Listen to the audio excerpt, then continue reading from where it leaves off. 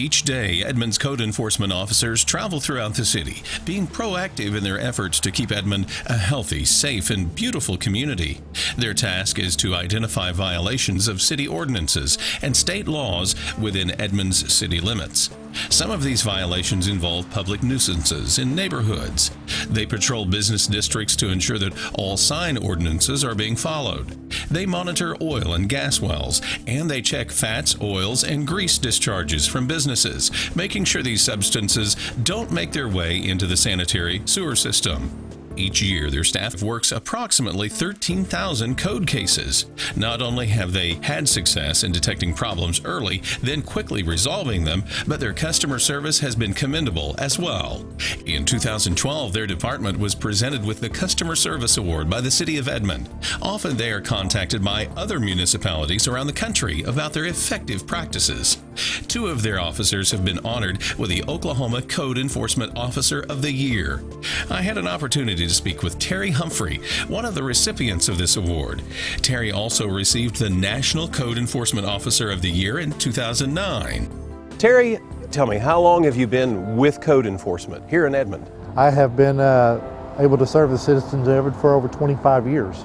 Wow, you've been here a long time, a little while anyway. A little while.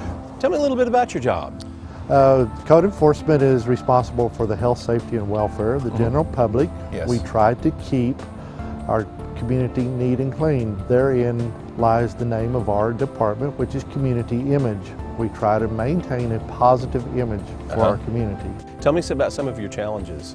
A lot of our challenges in Edmond is because we are a rapidly growing community. Okay.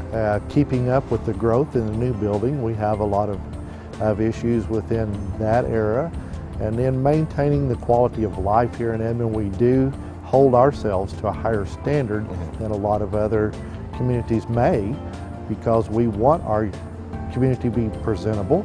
Explain proactive in the sense that your department, how they handle being proactive. A proactive department, we go out on routine patrol and we actively look for violations. We do not sit back and wait for a call in to call in. Okay. We go out and try to avoid that call in.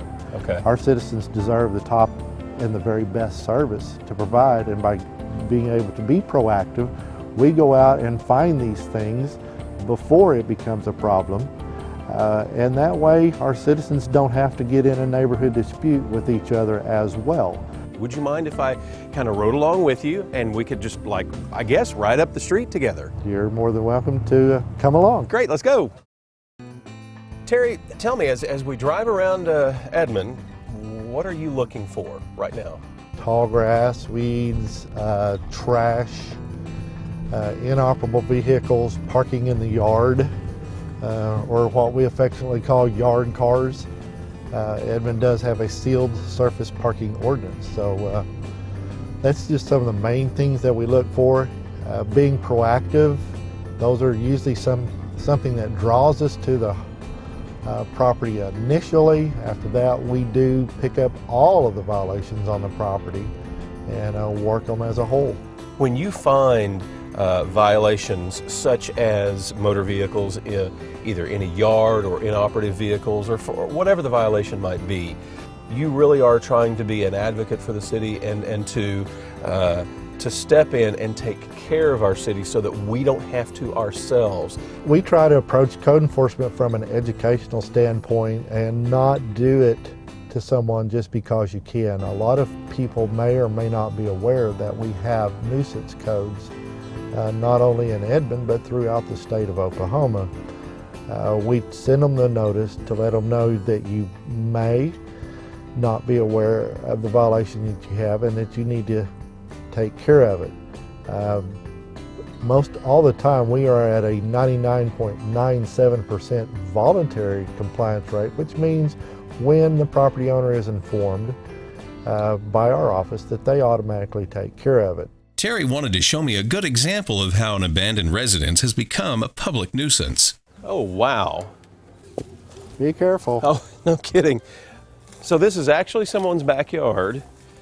Yeah, this is one of the abandoned houses that we have here that we have to take care of here in town with And it's actually a repeat violator for us that we have come in and cleaned the property up in the past.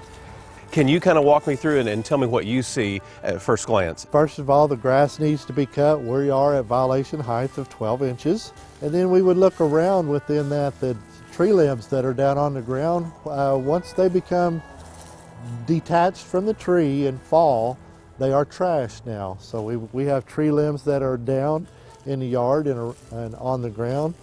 In addition, we have a dilapidated shed in the backyard that will need to be removed. Another thing that we would look for is you have an old tire. Holding water. Holding water, and now you have a mosquito harborage that could breed West Nile. We have a fence that's in disrepair. Not only do you have health violations in this property, but you've got people that live in and around this area that I've noticed some really nice, well-kept homes here, and then you've got this one house that even though this may be in the backyard, it's a health violation and something for other people who live nearby to be concerned over. Code enforcement is basically about respecting your neighbor, whether it is front yard, the backyard, or anywhere. We want to maintain a neat, clean appearance. Sometimes this can be, I don't want to say on purpose, but it can be just a matter of simple neglect. And then other times, someone can allow their residents to be in disrepair for other reasons, such as, maybe a person is really, really old and they're not capable of taking care of their property. Talk to me about that just a little bit.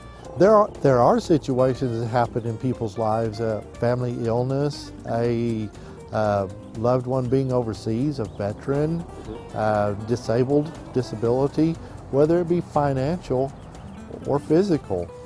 Those things happen, and we try to get assistance to those people. Edmond is very blessed to have very large churches that are community-minded, that are willing to have local missions, that when we come across those, we can make a phone call to one of those churches that will put them on a list and try to offer them assistance. If I wanted to help as a resident of Edmond, are there ways that I can help out? Yes, there are, and I would encourage you to call our office at 359-4793. We may or may not have a project at that time, but we try to match the appropriate volunteer with the appropriate project. Some are different. We have anything that ranges maybe from the little old lady that's home alone that might need just some visitation from a women's mission group, to someone that just needs general yard cleanup. So we try to match the appropriate volunteer with the appropriate situation. Great. Terry, listen, I think we've got a good grasp of code enforcement and the things that you do for us. It's interesting to see how much help that you really do offer the city and the residents. Terry, thank you very much. I appreciate the time.